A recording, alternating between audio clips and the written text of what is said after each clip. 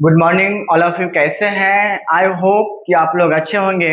आपके अपने YouTube channel marks classes में स्वागत है।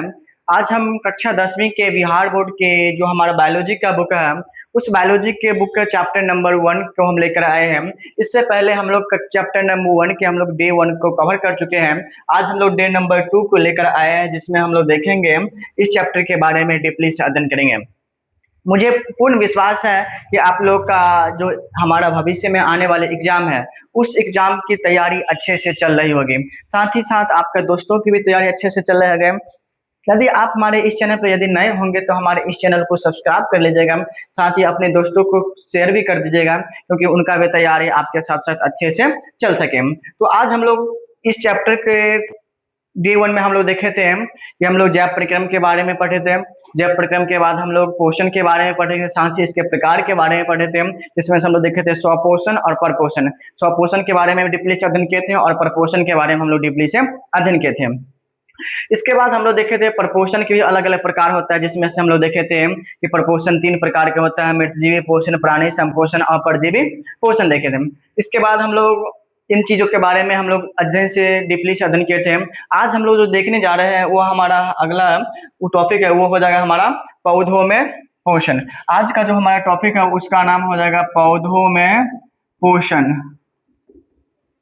पौधों में पोषण के बारे में हम लोग क्या करेंगे, आज जानेंगे। यानी इसको इंग्लिश में हम लोग कहते हैं न्यूट्रिशन इन प्लांट्स, अर्थात पौधों में पोषण। इंग्लिश में क्या बोलेंगे? न्यूट्रिशन इन प्लांट्स, अर्थात पौधों में पोषण। हम लोग जानते हैं कि पिछले दिन हम लोग देखे थे सजीव और निर्जीव के बारे में।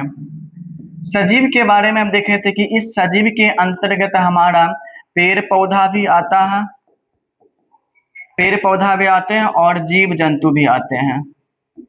इस सजीव के अंतर्गत हम लोग देखे थे पेड़ पौधा भी आते हैं और जीव जंतु भी आते हैं। जितने भी सजीव हैं उन सभी सजीवों की हमें भोजन की आवश्यकता होती है, चाहे वह हमारा हरा पेड़ पौधा हो या फिर हमारा जीव जंतु है। इस दोनों के हमें भोजन की आवश्यकता होती है, और इस भोजन से यह अपने आप को क्या करती है? ऊर्जा प्राप्त करती है। तो पिछले दिन हम लोग पोषण के बारे में देखे थे, जिस विधि के द्वारा कोई भी जीव जंतु भोजन को ग्रहण करता है और उसका उपयोग करता है, यह जो विधि होती है, यह विधि हमारा क्या कहलाता है? पोषण कहलाता है। साथ ही हरे पेड़ पौधा भी पोषण करता है, जीव जंतु भोजन पोषण करता है। अब हम लोग जानते हैं कि जो हरे पेड़ पौधा है, यह पोषण के दृष्टि से यह हमारा कैसा पोषण करता है? स्वपोषण करता है, यानी ऑटोट्रॉफिक न्यूट्रिशन होता है। जो हरे पेड़ पौधा होता है, यह पोषण के दृष्टि से किस प्रकार का जीव है? स्वपोषी जीव है। स्वपोषी के बारे में हम लोग पढ़े थे कि वैसा जीव जो अपना भोजन खुद निर्माण करता है, बल्कि किसी अन्य जीव के ऊपर निर्भर नहीं रहता है। इस प्रकार का जो जीव होता है वह स्वपोषी कहलाता है। तो हम लोग पौधे के अगर बोलेंगे पौधों में पोषण, तब लिखेंगे पौधों में पोषण का मतलब होता है पौधा जिस विधि के द्वारा, जिस प्रक्रम के द्वारा भोजन को ग्रहण करता है, यह जो प्रक्रम होता है उसे हम लोग बोलेंगे पौधों में पोषण। यानी हम लिखेंगे पौधों में पोषण का मतलब पौधों में पोषण लिखेंगे जिस प्रक्रम के द्वारा या जिस विधि के द्वारा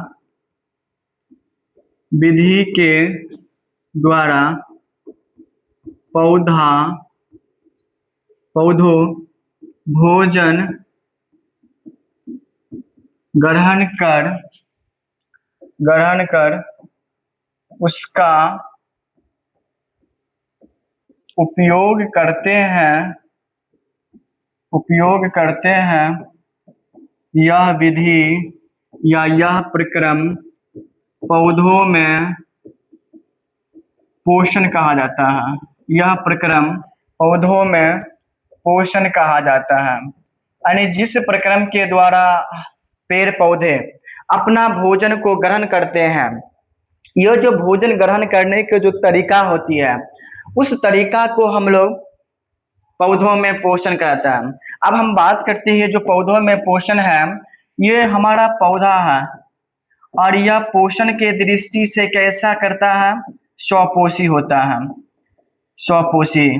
और ये जो पौधा है अपना भोजन जिस प्रक्रम के द्वारा बनाता है उस प्रक्रम को हम लोग बोलते हैं प्रकाश संश्लेषण। यानी पौधा में भोजन निर्माण करने की जो प्रक्रिया होता है प्रकाश संश्लेषण, इंग्लिश में बोलते हैं फोटोसिंथेसिस।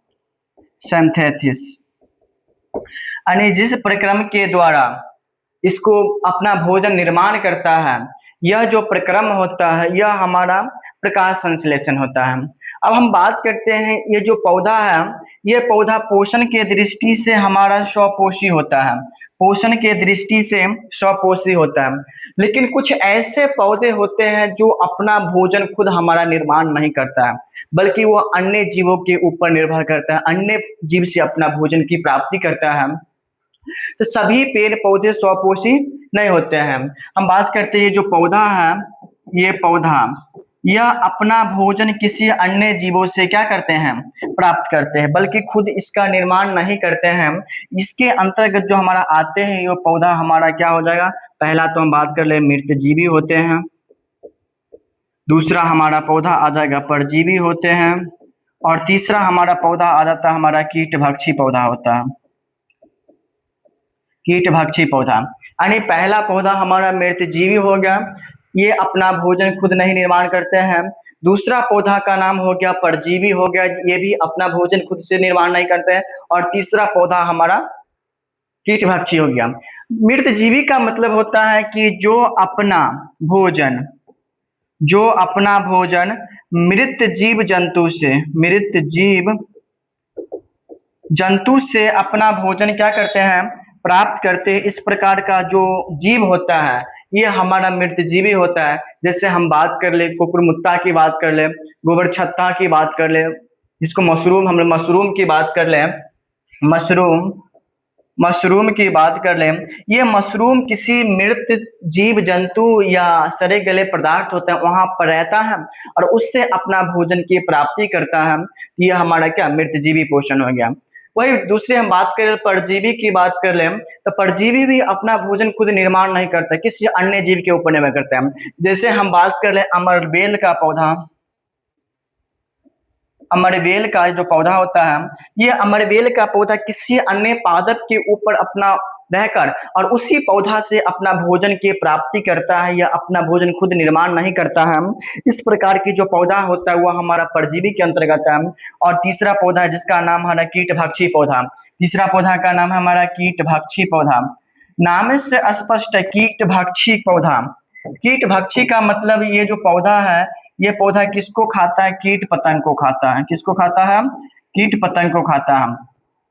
इस कीटभक्षी पौधा के अंदर हमारा क्लोरोफिल उपस्थित होता है, क्लोरोफिल उपस्थित होता है। लेकिन ये जो क्लोरोफिल है इसके लेकिन यह प्रकाश संश्लेषण नहीं कर पाता है। क्लोरोफिल होता है लेकिन यह प्रकाश संश्लेषण की क्रिया नहीं कर पाती है। जब प्रकाश संश्लेषण की क्रिया नहीं कर पाती है तो अपना भोजन खुद से निर्माण नहीं कर पाएगा। जब नहीं कर पाएगा तो किसी अन्य जीव को। तो कीटभक्षी पौधा का मतलब होता है कीटों को पतंगों को ये क्या करता है, खाता है।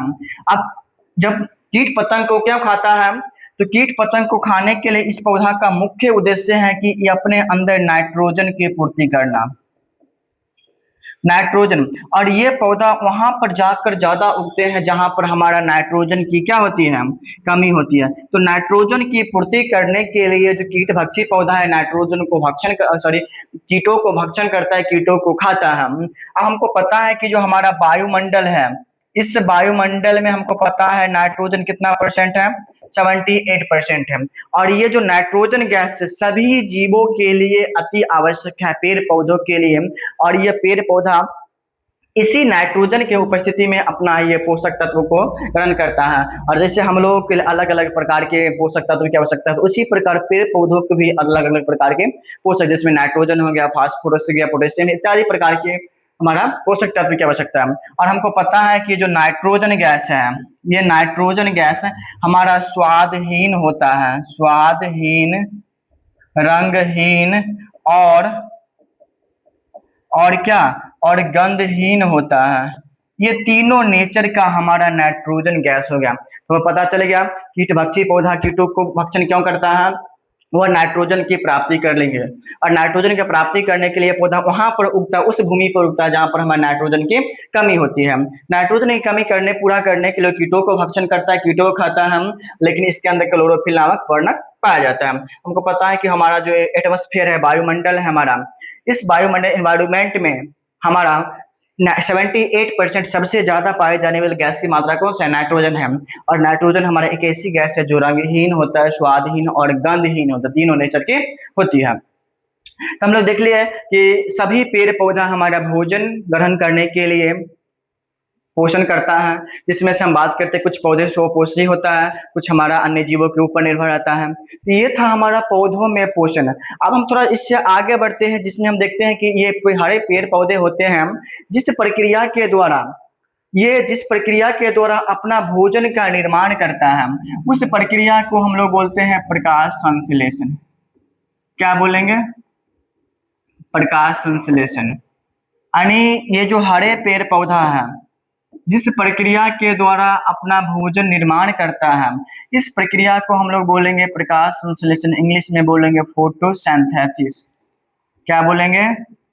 फोटोसिंथेसिस। यानी हिंदी में बोलेंगे प्रकाश संश्लेषण और इंग्लिश में फोटोसिंथेसिस। अब सीधी से एग्जांपल है कि फोटोसिंथेसिस का मतलब होता है कि जो हम लोग जैसे बात करें तो अपने घर में हम लोग भोजन करते हैं तो खाना बनाते हैं, उसी प्रकार ये जो पेड़ पौधा है यह भी अपने इस प्रकाश संश्लेषण प्रक्रिया के द्वारा खाना बनाता है। तो सीधी सी बात हम लोग कर ले कि ये जो प्रक्रिया है पौधों को खाना बनाने का, पौधों को खाना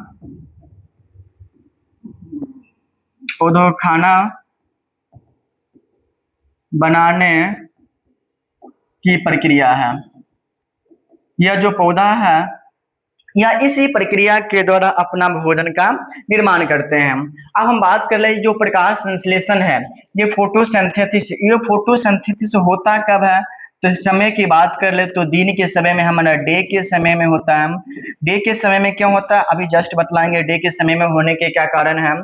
अगला हम बात कर ले जो प्रकाश संश्लेषण है, यह हमारा कहाँ होता है? तो यह हमारा पौधा होता है, उस पौधा के हमारा जो पत्ती होती है, उस पत्ती में प्रकाश संश्लेषण की क्रिया होती है। यह हम बात कर ले जो प्रकाश संश्लेषण है गर्मी के मौसम में तेजी से संपन्न होती है, गर्मी के मौसम में तेजी से संपन्न होते हैं, लेकिन यह ठंड के मौसम में थोड़ा उसकी अपेक्षा उसकी गति मंद हो जाती है। ये जो प्रकाश संश्लेषण है, यह प्रकाश संश्लेषण में जो भी हरे पेड़ पौधा होता है, वह हरे पेड़ पौधा कुछ हमारा आवश्यक सामग्री को लेता है, उसके बाद यह अपना भोजन का निर्माण करता है। एग्जाम्पल के थ्रू हम लोग समझते हैं कि जैसे हमारा घर के अंदर हमको दाल बनाना है, घर के अंदर हमको मान लेते दाल बनाना है। इस दाल बनाने के क्रम में बहुत सारी कच्ची सामग्री की आवश्यकता होती है। दाल हो गया, पानी हो गया, नमक हो गया, मिर्च हो गया, हल्दी पाउडर हो गया, घी हो गया, इत्यादि, जीरा हो गया, इत्यादि प्रकार की कच्ची सामग्री की आवश्यकता होती है। क्या क्या लगेगा हमें इसमें? हमको पहले तो दाल चाहिए, उसके बाद हमको पानी चाहिए, फिर हमको क्या चाहिए? नमक चाहिए, उसके बाद हमको जीरा चाहिए, उसके बाद हमको घी चाहिए, उसके बाद हमको तेल चाहिए, इत्यादि हमको चाहिए। इस सभी मिलकर हमारा किसका निर्माण करता है? इस दाल का निर्माण करता है, दाल बनता है। देखते हैं कि ये जो कच्ची सामग्री है, ये दाल बनने से पहले जितने भी कच्ची सामग्री हो अलग अलग स्थानों से हमें लेना पड़ता है। उसी प्रकार हरे पेड़ पौधों को अपना प्रकाश संश्लेषण क्रिया करने के लिए, फोटोसिंथेसिस क्रिया करने के लिए अलग अलग प्रकार की सामग्री लेने की आवश्यकता होती है। वह अलग अलग सामग्री अलग अलग स्थानों से प्राप्त करती है। वह कौन कौन सामग्री है? तो इसकी हम लोग कच्ची सामग्री की बात करते हैं। जो कच्ची सामग्री होती है, वह कच्ची सामग्री हमको क्या क्या है? सामग्री। तो पहला हम लोग बात करते हैं कच्ची सामग्री के अंतर्गत पहला आता है हमारा CO2। यानी CO2 इसका नाम होता है कार्बन डाइऑक्साइड। ये जो कार्बन डाइऑक्साइड ये पेड़ पौधा कहाँ से प्राप्त करते हैं? वायुमंडल से प्राप्त करते हैं। दूसरा जो हमारा होता है वो H2O यानी वाटर। वाटर जल की प्राप्ति करते हैं, ये हमारा कहाँ से प्राप्त करता है? सॉइल से। ये किसके सहायता से? रूट की सहायता से। रूट की सहायता से करते हैं। नंबर तीसरा हम लोग बात करते हैं तो ये लेता है हमारा सनलाइट, सूर्य का प्रकाश। सूर्य का प्रकाश ये कहाँ से लेता है? तो हमको पता है ये सन से लेते हैं। नंबर अगला है वो हमारा चौथा आता है, ये क्लोरोफिल की मदद से। किसकी? क्लोरोफिल की उपस्थिति में, ये प्रेजेंट में क्लोरोफिल की उपस्थिति में। और चारों सामग्री को लेने के बाद यह जो होता है यह फोटोसिंथेसिस की क्रिया संपन्न करती है और इसी के बाद वह अपना भोजन का निर्माण करता है। ये जो प्रक्रिया होती है इसी प्रक्रिया को हम लोग बोलेंगे प्रकाश संश्लेषण। CO2 हमारा लेते हैं वायुमंडल से, मिट्टी से हमारा H2O वाटर ले लेते हैं। किसकी सहायता से? रूट की सहायता से। क्योंकि हम जब भी किसी प्लांट को पानी देते हैं तो उस रूट के समीप देते हैं, मिट्टी के अंदर देते हैं और मिट्टी से वह घुलित खनिज लवणों को, पोषक तत्वों को अवशोषित करता है। किसके सहायता से? रूट की सहायता यानी जड़ की सहायता से। सनलाइट हमारा सूर्य का प्रकाश सन से प्राप्त करते हैं और क्लोरोफिल की मदद से अपना भोजन बनाते हैं। अब इसमें कुछ ध्यान देने वाली बातें यह है कि ये जो हमारा प्रकाश संश्लेषण है यह हमारा दिन के समय में क्यों होता है? हमको अभी आंसर पता चल गया कि वो दिन के समय में हमें सन निकलते हैं, रात्रि में सन दिखाई देते, सूरज दिखाई देते हैं, कदापि नहीं दिखाई देते हैं। तो हमारा ये सन, उसके गर्मी के मौसम में हम बात किए कि गर्मी के मौसम में ये तेजी से होता है जबकि ठंड के मौसम में इसकी अपेक्षा कम हो जाती है। इसके पीछे रीजन ये है कि गर्मी के मौसम में हम लोग देखते हैं कि सूरज हमारा प्रत्येक दिन अपने समय से निकल जाते हैं, अपने समय से चले जाते हैं और उस समय गर्मी भी तेजी होती है। लेकिन वही ठंड के मौसम में देखते हैं कि सूरज हमारा 5 दिन तक निकले ही नहीं, 2 दिन तक निकले, कोहरा चारों तरफ हमारा कोहरा धुंध लगा हुआ। तो उस समय प्रकाश उसको प्रचुर मात्रा में नहीं मिल पाता है। जब प्रचुर मात्रा में नहीं मिल पाता है तो उसको फोटोसिंथेसिस अर्थात प्रकाश संश्लेषण क्रिया करने में समस्या उत्पन्न हो जाती है। तो वह सही तरीका से प्रकाश संश्लेषण नहीं कर पाती है और उस समय पेड़ पौधा के उचित मात्रा में वृद्धि भी नहीं होता। लेकिन गर्मी के मौसम में उचित मात्रा में उसको वृद्धि होती है। अब थोड़ी बात हमको ये समझना है कि ये जो प्रकाश संश्लेषण है, यह प्रकाश संश्लेषण के लिए कुछ ऑब्जेक्टिव का निर्माण होता है। ये जो प्रकाश संश्लेषण की अगर हम बात करें तो समीकरण क्या होता है, इसका इक्वेशन क्या होता है, तो हमको पता है कि इसके समीकरण के लिए हमें क्या क्या आवश्यक रहता है। हमने स्पष्ट रूप से देखा है कि इसके समीकरण के लिए हमको पता है कि जो वायुमंडल से क्या लेते हैं, CO2 गैस। क्या ले लेते हैं? CO2 गैस लेते हैं। मिट्टी से हमारा किसका निर्माण करते हैं? जल का ले लेते हैं। और यह सूर्य के प्रकाश की उपस्थिति में, सूर्य का प्रकाश और किसकी मदद से? क्लोरोफिल की मदद से। क्लोरोफिल की मदद से निर्माण किसका करता है? C6H12O6 प्लस O2 और प्लस हमारा क्या है? H2O। ये इसका हमारा समीकरण है कि ये जो पौधा है वह वायुमंडल से हमारा ले लेते हैं कार्बन डाइऑक्साइड, मिट्टी से जल लेते हैं, सूर्य के प्रकाश की उपस्थिति में क्लोरोफिल की मदद से ये बनाते हैं C6H12O6। अब ये जो C6 है H12O6, इसका नाम हम लोग जानते हैं कि ये ग्लूकोज होता है। किसका फॉर्मूला है? ग्लूकोज का। तो याद रखना है ग्लूकोज का फॉर्मूला है। ग्लूकोज का फॉर्मूला C6H12O6।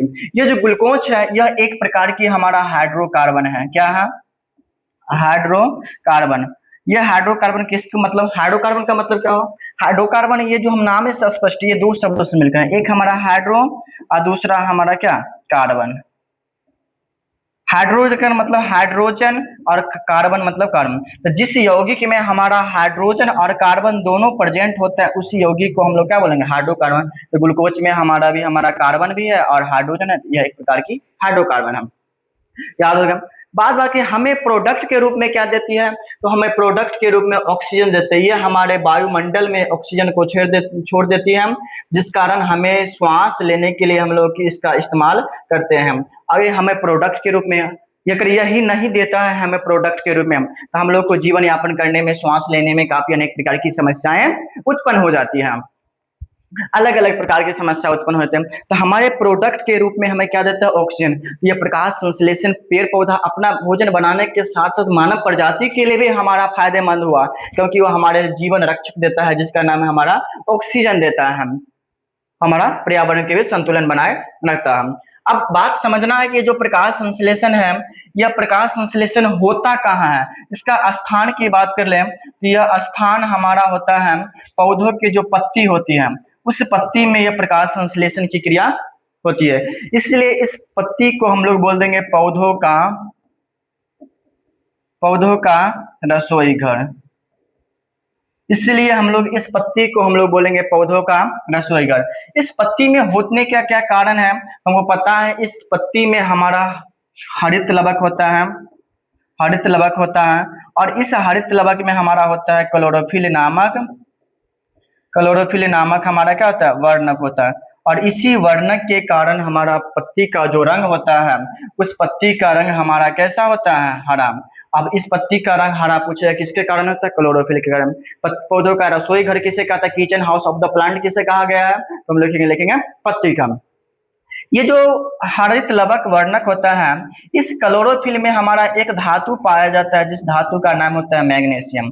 याद रखना है कि आपको पूछ देगा ऑब्जेक्टिव के रूप में हम कि हरित क्लोरोफिल में कौन सी धातु पाई जाती है, तो उस समय आपको टिक करना है कि उस क्लोरोफिल में हमें मैग्नीशियम नामक धातु पाई जाती है, जिसका हमारा संकेत होता है Mg। यानी उसमें हमारा मैग्नीशियम नामक धातु पाया जाता है, जिसका संकेत होता है Mg।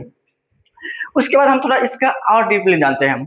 ये जो प्रकाश संश्लेषण होता है, यह प्रकाश संश्लेषण का क्या महत्व है, इसका क्या वैल्यू है, तो हम स्पष्ट रूप से जान सकते हैं कि यह प्रकाश संश्लेषण हमारे महत्व है कि हमारे यह पर्यावरण के बीच हमारा ऑक्सीजन का संतुलन बनाए रखता है। साथ ही वो अपने प्रोडक्ट के रूप में जल का निष्कर्षण करता है, हमारा पर्यावरण के बीच संतुलन बनाए रखने का काम करता है।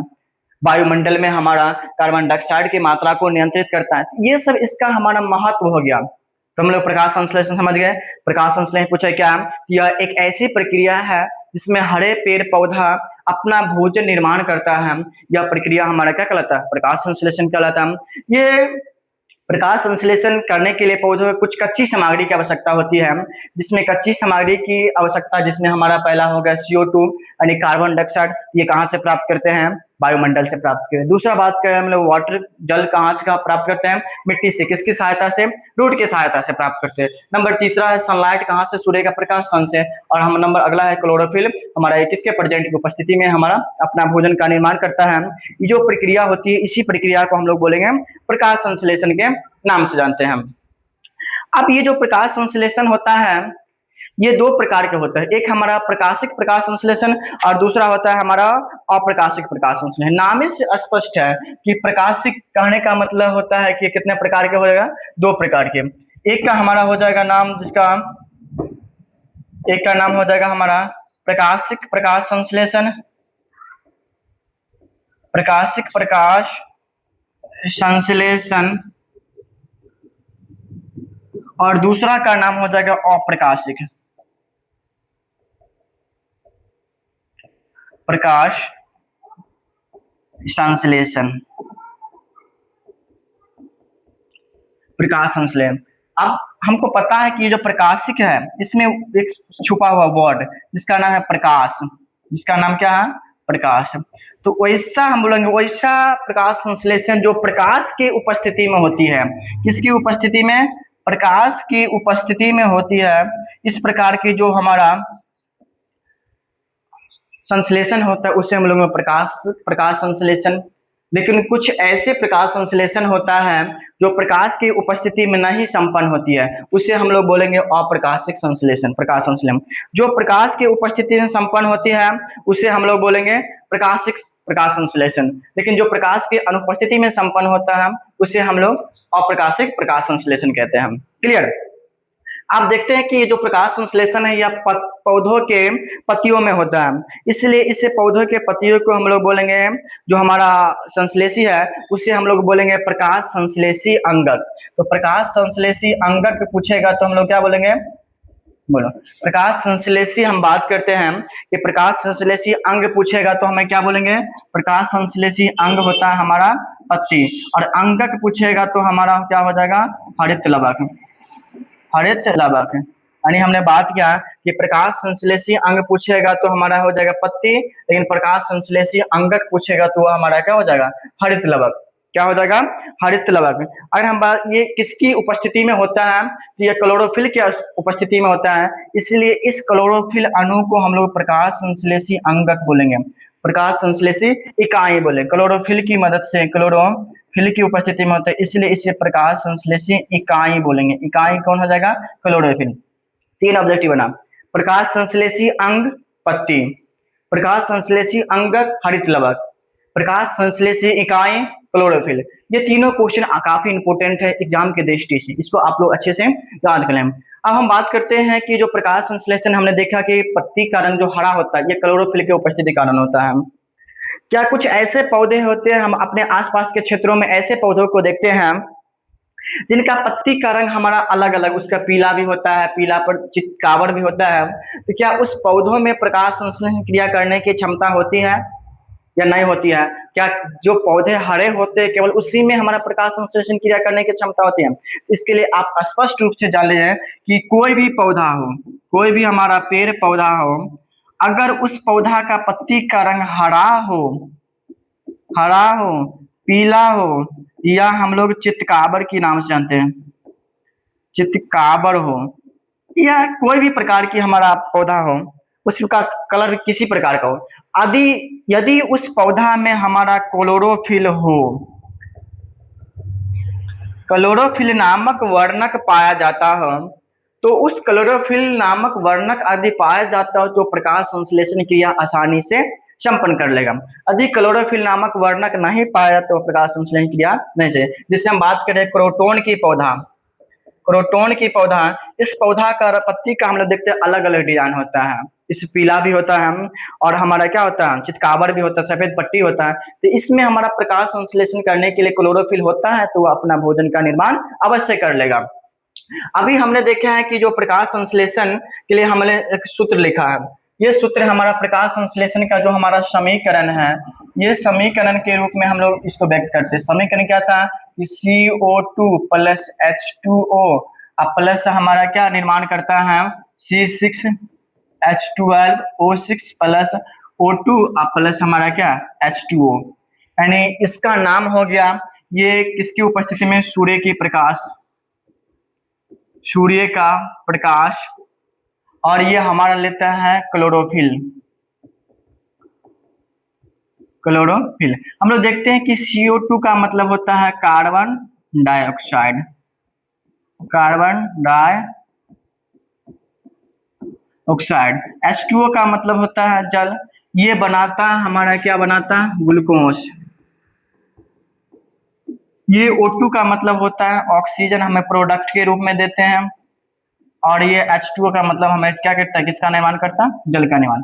अब हम देखते हैं कि क्या ये दोनों तरफ हमारा रासायनिक अभिक्रिया संतुलित है, बैलेंस है या अनबैलेंस है। संतुलित का मतलब होता है कि दोनों और परमाणुओं की संख्या समान हो, और असंतुलित का मतलब दोनों और परमाणुओं की संख्या समान है। संतुलित का मतलब होता है कि दोनों तरफ क्या हो, दोनों तरफ बराबर हो। यदि बराबर है तो वह संतुलित है, यदि हमारा बराबर नहीं है तो वह संतुलित नहीं है, बराबर नहीं तो संतुलित नहीं है, बराबर होते वह संतुलित है। चलिए इसको हम लोग समझ लेते हैं। हमारा यहाँ पर कार्बन की संख्या कितना है, इस तरफ 1, ऑक्सीजन की कितना है यहाँ पे 2, और हमारा कितना 1 3, ऑक्सीजन हमारा कितना हो गया 3 हो गया।